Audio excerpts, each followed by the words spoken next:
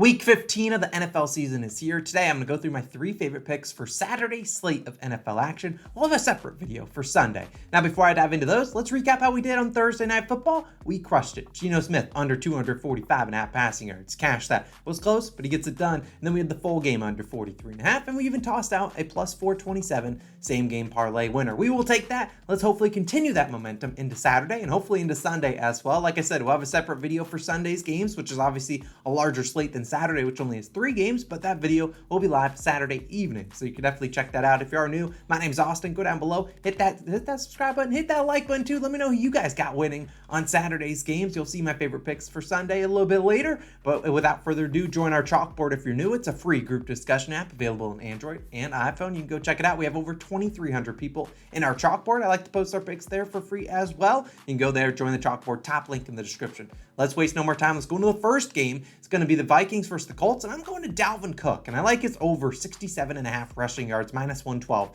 on Barstool. Now, by Navarre in line, Barstool has the best line here at 67.5, but DraftKings and FanDuel right behind it at 70.5. And honestly, I think there's a good chance Cook goes above 80, maybe 90, maybe even 100 rushing yards on Saturday. Now, let's talk about Dalvin Cook because he's coming off not arguably, his worst game of the year. The man had 15 rush attempts for 23 yards. That's good for 1.5 yards per carry.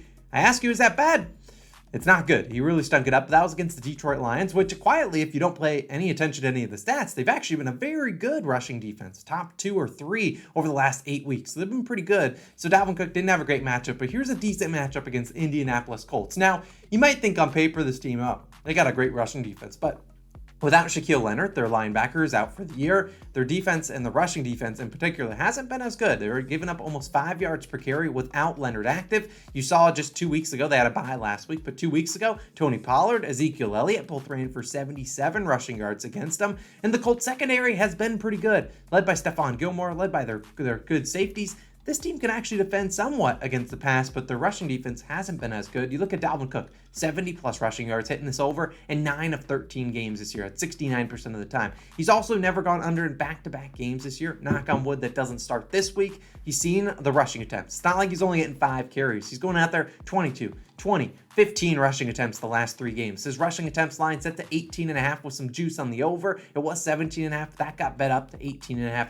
Look, they anticipate him to get a bunch of carries today. This could be a positive game script as the Vikings are favored in this game by 3.5. Maybe they're winning, and maybe we see Cook get a couple more attempts towards the end of the game. Either way, I think he can crush this line. I think the over 67.5, way too big of an overcorrection from last week's dud. I think they get it back going. I think Dalvin Cook is a big day, so we're taking his over 67.5 rushing yards, minus 112 on Barstool for our first pick of the day. Now, I'll talk about my leans for some of these games a little bit later on in the video because I didn't really like a spread in that game, but I will move on to the second one, which is the Browns taking on the Ravens. And I like Kareem Hunt under 25.5 rushing yards, minus 114 on FanDuel, playable down to about 22.5. Now, I think either Hunt goes way under this or, we might soar over it. But look, we ran this play last week. It cashed out for us. This Hunt had 4 carries for 6 yards. Like, he wasn't even close to the line, and the line's roughly a couple yards shorter from what we got last week. But still, we know Hunt. He's the backup to Nick Chubb, and look, Nick Chubb's going to be the guy that's going to get large majority of the carries, whether they're up or if they're trailing, they're not going to run it as much. And we see Kareem Hunt come in as more of a change of pace back. Some guy that comes in, sure, could he break off a 25-yard carry? Yes, and screw us here. But he also hasn't been that efficient, and he's normally a guy that's going to come in here and get a lot of receptions more so than carries. And you look over the last 8 games, he had a good start to the year, but the last 8 games, averaging just 22 rushing yards per game on just 6.1 carries per game. So he's not getting the ball a lot. He's under in 5 of the last 8 games, including a game versus the Baltimore Ravens, in fact, who he plays again on Saturday. That game, he had 5 rush attempts for just 4 yards, averaging less than 1 yard per carry. The Ravens have been a great team at stopping the run, not just this year, but over the past several seasons. And in fact, this year, they're allowing the second fewest rushing yards per game at just 81.2. And over the last 3 weeks, that number is down to 63.7 rushing yards per game. Now, the Ravens also allowing just 3.8 yards per carry. That's the second lowest in the NFL. And we've seen a lot of running backs struggle against them. Now, not only Nick Chubb could struggle, but I anticipate Kareem Hunt also struggling in this matchup. You look at the last 3 times he's played them, obviously a couple weeks back when he had, 4, 5, 6 6 yards. Then last year, 2 games against them, he had 20 and 4 rushing yards in those 2 games. Also, we know the Baltimore Ravens are going to be without Lamar Jackson, so Tyler Huntley will be out there. I imagine the Ravens lean even more on the run, so I think we're going to see fewer possessions, teams chewing the clock, fewer rush attempts for him. So, look, unless the volume's unexpected, something happens to Chubb, or he breaks off a big run, I just don't see him having a lot of carries here. I don't see him being very efficient, like he hasn't been efficient the last 8 weeks. So, I know it's a low under, but I'm going to take it. Take Kareem Hunt under 25.5 rushing yards. We'll take that down to 22.5 if the line does change a little bit. Now, for my third and final play of the day, then we'll talk about some leans for these games. I'm going to a guy we've sort of talked about. Talked about his brother already today. So I'm going to James Cook, and I'm taking his over 25.5 rushing yards, minus 115 on BetMGM. Now, if Dalvin's going to hurt me earlier in the day, might as well let his younger brother hurt me, because James Cook is obviously the younger brother to Dalvin Cook. And I'd probably play this up to 29.5. I think if Cook is going to hit the over, I think he's going to crush the over, very similar to his brother. And hopefully if his brother plays well early in the day, James Cook will see that and say, you know what?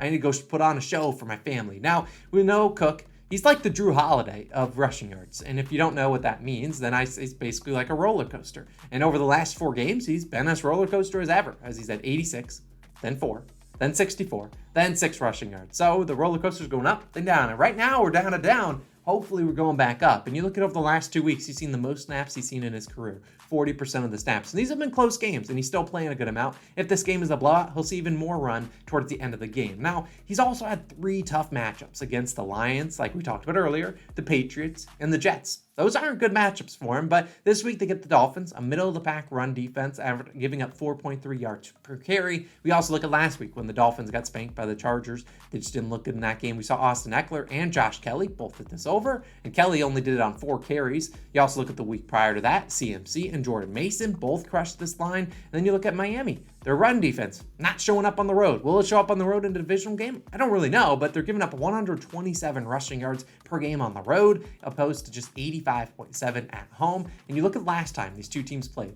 Obviously, the Dolphins won that game in Miami. So this is a big-time game. This could be a big kind of determining factor for where the Bills are seeded in the playoffs. But basically, they can win this game, they win the division. But in that game, we saw the Bills abandon the run. They threw the ball 63 times. That's not a typo. 63 times they threw the ball. Look, the Bills aren't winning games if they're throwing it 63 times. I know Josh Allen's as good as any quarterback in the league. They're not winning if he's throwing it 63 times. They completely abandon the run. I don't anticipate them trailing a ton in this game. They are 7-point favorites. So if they are up, they'll run it a little bit more towards the end of the game. And like I said, if it's a blowout, Cook's that guy that's going to run it into the ground. Now, look, I anticipate the Bills running a little bit more. You're not throwing it 63 times again. And I think the Dolphins are going to sit back. They're going to say, you know what? We beg you guys to run the ball, and we rather just let the run game, your guys' run game, kind of prove it to us that you're committed to the run instead of letting Josh Allen air it out against them. Like, I think this line was too big of an overcorrection to the bad week from last week for Mr. James Cook. A lot of people were on his props last week after he had 20 touches the week prior. Look, he's a rookie.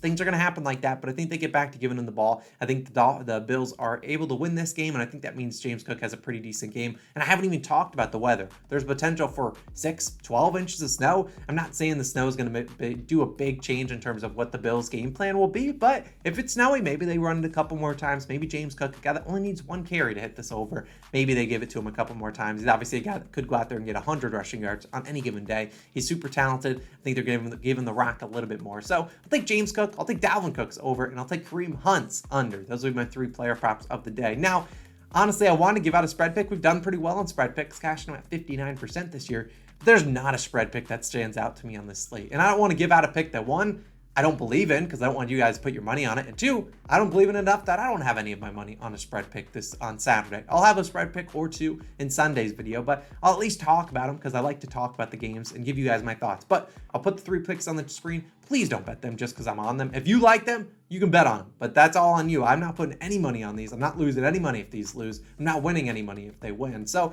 I'll at least talk about the Colts plus 3.5. If I had to pick one today, it would have been the Colts, but I've lost a couple too many dollars on the Colts this year thinking, this line's low for a reason. They should be able to get it in.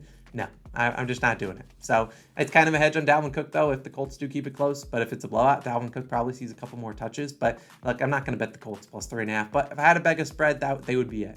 The Ravens-Browns leading to under 38.5. Haven't seen a lot of great things out of Deshaun Watson. The Ravens defense quietly turning it around. The Browns defense been better as of late. Tyler Huntley really not doing a whole lot for this Ravens offense, which honestly wasn't looking great with Lamar Jackson. So I'll lean the under 38.5 points in that game. And then the Bills to win by 1 to 13 points. I think there's some value there. It's plus 135 on FanDuel. Now, sure, that's not the spread. The Bills are 7-point favorites, but if it's a close game, you get plus 135 basically on the Bills money line when they could be up by 3 points with 30 seconds left. You can always hedge on a Dolphins to win, and then you'd win guaranteed money unless something crazy happens. So look, those are my 3 spread leans and game leans. You don't have to bet them at all. I'm not betting them at all. I just want to talk about the 3 games because a lot of people like to hear my thoughts and opinions. That's why you're out here. So my 3 player props, you got James and Dalvin Cook, both go get their over in rushing yards, and then Kareem Hunt, we're taking his under in rushing yards. Let's go 3-0. Let's have a great Saturday. Reminder to join our chalkboard, the top link in the description. Just a free group discussion app. We can talk about different plays, hopefully celebrate some winners on Saturday. Sunday's video for favorite picks for the NFL will be live roughly 6 p.m. on Saturday evening. So stay tuned for that. That's Eastern time. Appreciate you guys as always for tuning in. I'm Austin. See you guys in the other videos. Peace out.